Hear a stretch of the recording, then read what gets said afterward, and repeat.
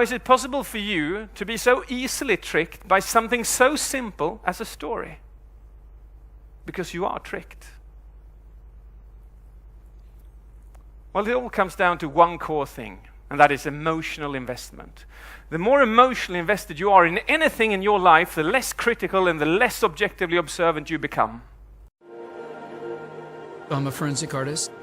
Worked for the San Jose Police Department from 1995 to 2011. I showed up to a place I'd never been, and there was a guy with a drafting board. We couldn't see them, they couldn't see us. Tell me about your hair.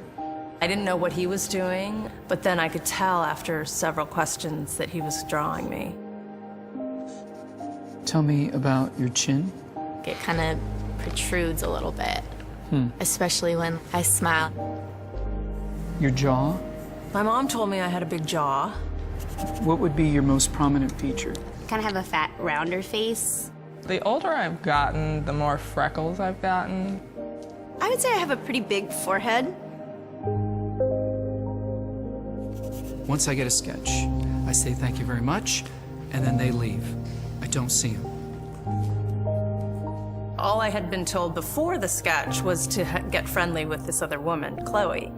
Today I'm going to ask you some questions about a person you met earlier, and I'm going to ask you some general questions about their face. She was thin, so you could see her cheekbones.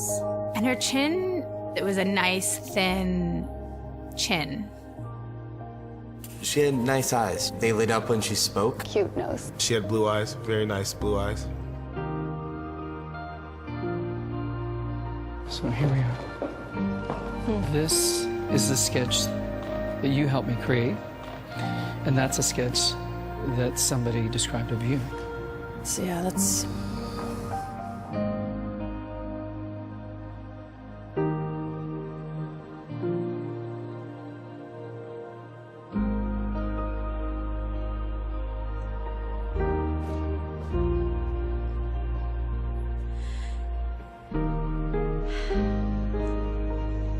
She looks closed off and fatter, sadder too. The second one looks more open, friendly, and happy. I should be more grateful of my natural beauty. It impacts the choices and the friends that we make, the jobs we apply for, how we treat our children. It impacts everything. It couldn't be more critical to your happiness. Do you think you're more beautiful than you say? Yeah. Yeah. We spend a lot of time as women analyzing and trying to fix the things that aren't quite right. And we should spend more time appreciating the things that we do like.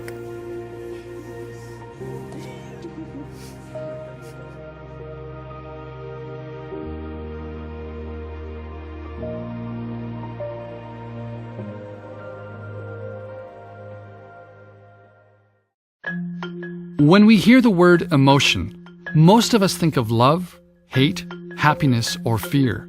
Those strong feelings we experience throughout life. Our emotions are the driving force behind many of our behaviors, helpful and unhelpful. Just where do our emotions come from? Our brain is wired to look for threats or rewards.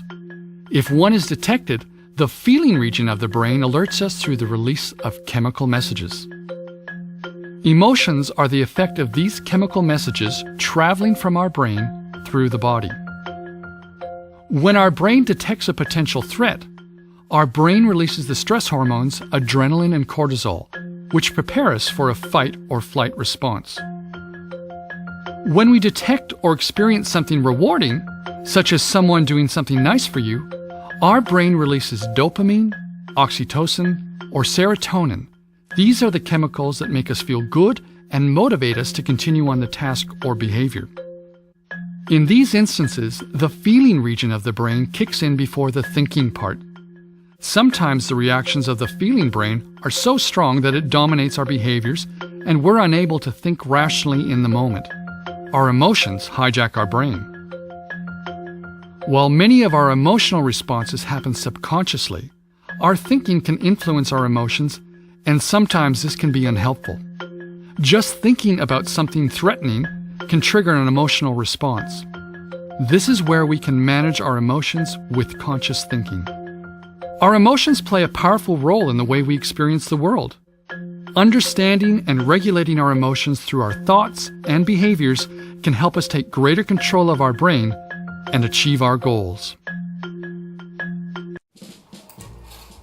The burning question is, how is the storytelling the biggest factor in buying a product?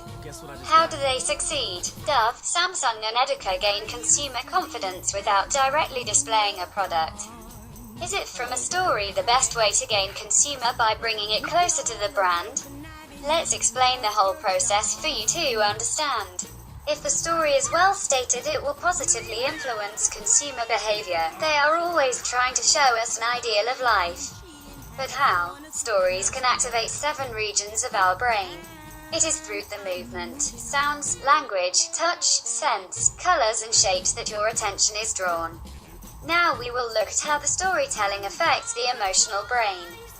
Pay attention that now is the most important time for you to realize the tricks used by companies to gain your empathy.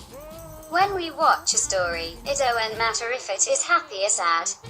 Our brain releases chemical messages while the endocrine system uses the hormones which results the emotions. This system is very important for the activation and behavior control activities. The way the brain responds to hormones indicates that the brain is very malleable and capable of responding to environmental signals. Telling stories to potential customers can have a big impact on the number of deals successfully closed, as well as the amount of revenue gained from each sale. Even if you do not label yourself as a storyteller, you are indeed a storyteller. Think about it, when you catch up with friends and family, you most likely relay the latest episodes of your life. Sharing stories about what has happened recently and how those experiences changed your life or made you feel you are probably on a daily basis. The only difference between you and a big brand is that they make a profit by telling their story.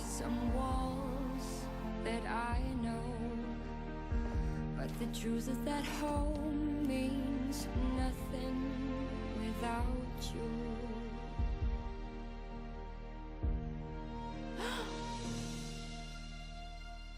Wie hätte ich euch denn sonst alle zusammenbringen sollen?